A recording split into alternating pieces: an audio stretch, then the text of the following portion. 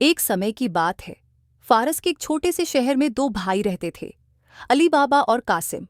अली बाबा गरीब लेकिन दयालु और ईमानदार था, जबकि कासिम अमीर और लालची था, क्योंकि उसने एक धनी व्यापारी की बेटी से शादी की थी। अली बाबा जंगल से लकड़ियां इकट्ठा करके बेचता था और मुश्किल से अपना गुजारा करता था। एक दिन जब अली बाबा जंगल में लकड़ी काट रहा था, उसने घोड़ों की तेज टापों की आवाज सुनी। खतरे का अंदाजा लगाकर वह एक पेड़ पर चढ़कर छिप गया।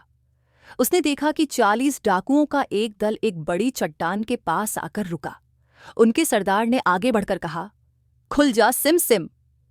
जादुई रूप से चट्टान खुल गई और एक गुप्त गुफा का द्वार दिखाई दिया, जो सोने, जवाहरात और खजानों से भरी थी। डाकुओं के चले जाने के बाद अली बाबा पेड़ से नीचे उतरा। उत्सुकता के कारण उसने भी चट्टान के पास जाकर कहा, खुल जा सिमसिम। और चट्टान फिर से खुल गई। गुफा के अंदर उसने असंख्य खजाना देखा।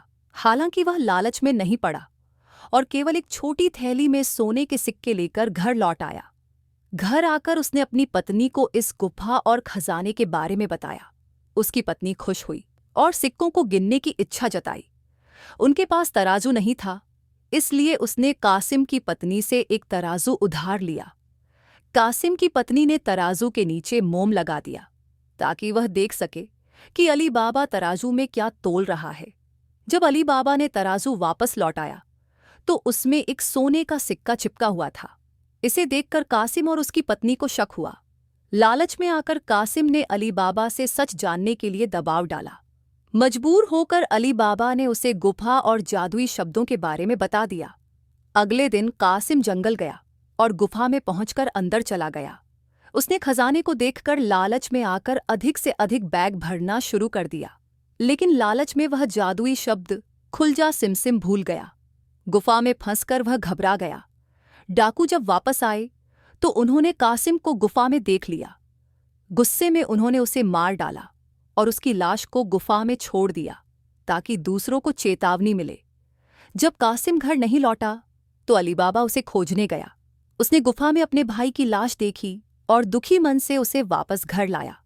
वह अपने भाई को सही अंतिम संस्कार देना चाहता था, लेकिन खजाने का रहस्य बचाए रखना भी जरूरी था। अली बाबा और उसकी पत्नी ने एक चतुर नौकरानी मर्जीना से मदद मांगी। मर्जीना ने चालाकी से कासिम की मौत को सामान्य बीमारी की तरह दिखाया और पड़ोसियों को विश्वास दिलाया। इस बीच डाकुओं को पता चला कि कोई और उनके खजाने के बारे में जानता है।